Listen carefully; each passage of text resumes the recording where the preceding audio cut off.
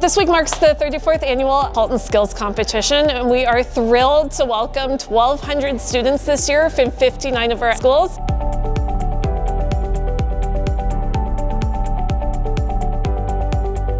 Our competition aligns directly with our multi-year strategic plan, supporting student achievement by providing hands-on, experiential learning that builds confidence and real-world skills. It's also a space where we can foster a culture of respect and kindness, where students support one another, celebrate each other's successes, and learn the value of teamwork in a positive and really inclusive environment.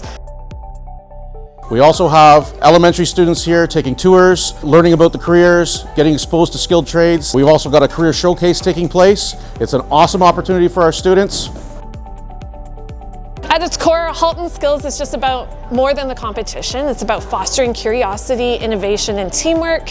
It's about students stepping outside their comfort zones, problem solving in real time, and building skills that will serve them long after today. We hope this event sparks a passion for the skilled trades and technologies and helps students see the endless possibilities ahead of them.